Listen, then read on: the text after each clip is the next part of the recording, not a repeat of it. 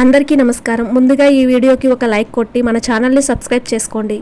దేవుళ్ళకే దేవుడు ఆ పరమేశ్వరుడు. ఏ చిన్న కష్టం వచ్చినా సరే శివయ్య అని తలుచుకుంటే చాలు, ఎంత పెద్ద సమస్య అయినా వెంటనే తీరిపోతుంది. శివుడు అభిషేక ప్రియుడు. శివలింగం పైన చెంబుడు నీళ్లు పోసినా కొన్ని వేల రెట్లు పుణ్య ఫలితం కలుగుతుంది. కోటి దోషాలు ఉన్నా వెంటనే తొలగిపోతాయి. శివుడు లయకారుడు. తన భక్తుల కోరికలను ఖచ్చితంగా నెరవేరుస్తాడు. శివయ్యను ఏ విధంగా పూజిస్తే సకల సౌభాగ్యాలు కలుగుతాయో ఈ వీడియోలో తెలుసుకుందాం. ముందుగా ఈ వీడియోకి ఒక లైక్ కొట్టి ప్రతి ఒక్కరూ ఓం నమఃశివాయ అని కామెంట్ చేయండి. శివయ్యను ఎంత ఎక్కువగా పూజిస్తే అంత ఐశ్వర్యం మీ కుటుంబానికి కలుగుతుంది. ప్రతి వారానికి ఒకసారి ప్రతి ఒక్కరూ ఖచ్చితంగా శివాలయానికి వెళ్ళాలి. అంత ఐశ్వర్యం మీ కుటుంబానికి కలుగుతుంది. శివాలయంలో శివపార్వతులతో పాటుగా ముక్కోటి దేవతలు సంచరిస్తూ ఉంటారట. కాబట్టి ప్రతి నిత్యం శివాలయానికి వెళ్తూ ఉంటే శివయ్య త్వరగా కరుణిస్తాడు. ఎన్ని దోషాలు ఉన్నా వెంటనే తొలగిపోతాయి.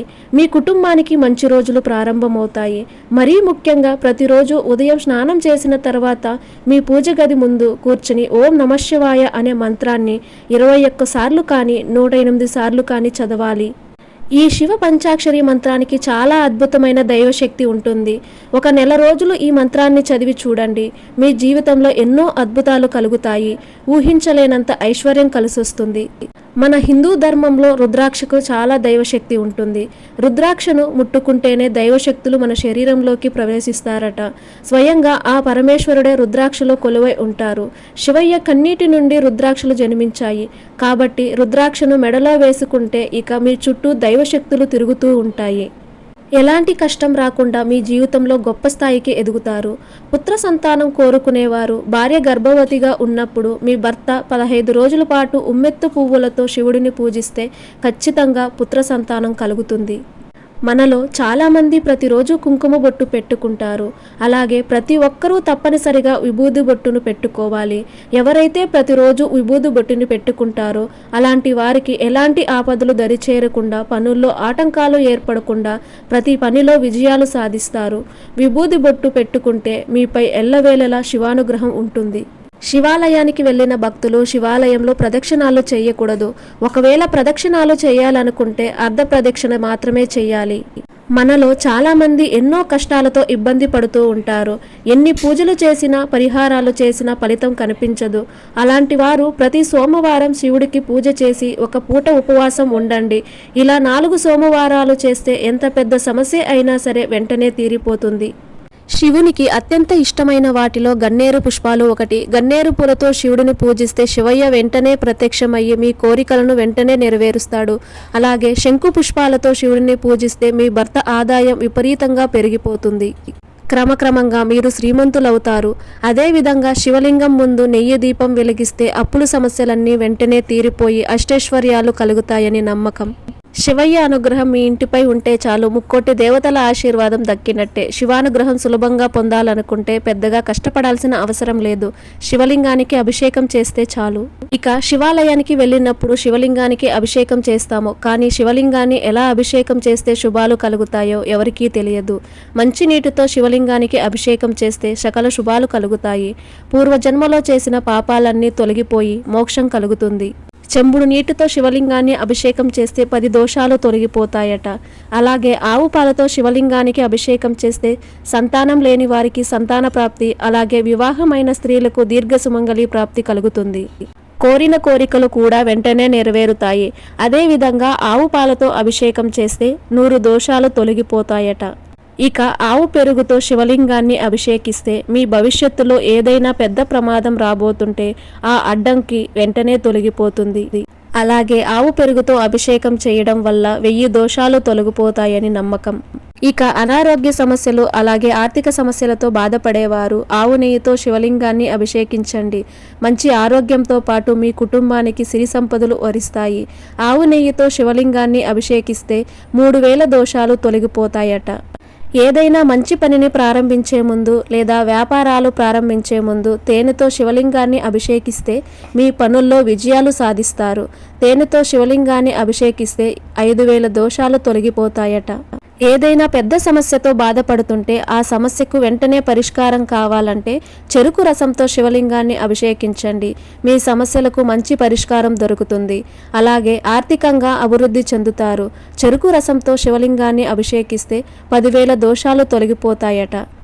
భార్యాభర్తల మధ్య గొడవలు, కుటుంబంలో కలహాలు ఉన్నవారు కొబ్బరి నీటితో శివలింగాన్ని అభిషేకించండి. కొబ్బరి నీటితో శివుడిని అభిషేకిస్తే 30 లక్షల దోషాలు తొలగిపోతాయట. ఇక అత్యంత శక్తివంతమైన అభిషేకం ఏమిటంటే ద్రాక్షరసంతో శివలింగాన్ని అభిషేకిస్తే 10 కోట్ల దోషాలు తొలగిపోయి అఖండ కుబేర యోగం సిద్ధిస్తుందని వేద పండితులు వివరిస్తున్నారు.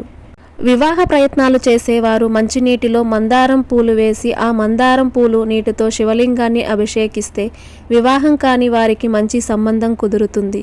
మీ జాతకంలో ఉన్న దోషాలు తొలగిపోవాలన్నా, మీ ఇంటికి ఉన్న శాపాలు తొలగిపోవాలన్నా గరికను నీటిలో వేసి ఆ గరిక నీటిని శివలింగానికి అభిషేకం చేయండి. కొబ్బరి నూనెతో శివలింగాన్ని అభిషేకిస్తే శని దోషాలన్నీ తొలగిపోతాయి. ఇక శివుడిని పూజించే సమయంలో ఉప్పు, కారం లేని నైవేద్యాలను మాత్రమే శివుడికి సమర్పించాలి. శివ పూజ చేసే సమయంలో శివుడికి బెల్లం ముక్కను నివేదిస్తే కోరిన కోరికలన్నీ త్వరగా నెరవేరుతాయి. ఇక శివ పూజలో ఎట్టి పరిస్థితుల్లోనూ తులసి ఆకులను ఉపయోగించకూడదు. బిల్వ పత్రాలతోనే శివుడిని పూజించాలి. బిల్వ చెట్టులో శివుడు నివసిస్తాడు. ఎక్కడైనా బిల్వ చెట్టు కనిపిస్తే బిల్వ చెట్టుకు నీళ్లు పోసి నమస్కారం చేసుకోండి. చాలా మంచి జరుగుతుంది. అలాగే బిల్వ దళాలతో శివుడిని పూజిస్తే అనంత కోటి పుణ్య ఫలితం కలుగుతుంది. ఇక మొగలి పుష్పాలతో శివుడిని పూజించకూడదు. ఇది మహాపాపంగా పరిగణించబడుతుంది. ఇక మన పూజ గదిలో తప్పనిసరిగా శివలింగం ఉండాల్సిందే. పూజ గదిలో శివలింగం ఉంటే ప్రతిరోజు అభిషేకం, నైవేద్యం పెట్టాలని చాలామంది బాధపడుతూ ఉంటారు. కానీ ఒక చిన్న శివలింగాన్ని మీరు తులసి కోటలో పెట్టుకొని ప్రతిరోజు ఆ శివలింగానికి నీళ్లు పోసి పంచదారను కానీ ఒక చిన్న బెల్లం ముక్కను కానీ నివేదించండి. సమస్త పాపాలన్నీ తొలగిపోయి జన్మజన్మల అదృష్టం కలుగుతుంది.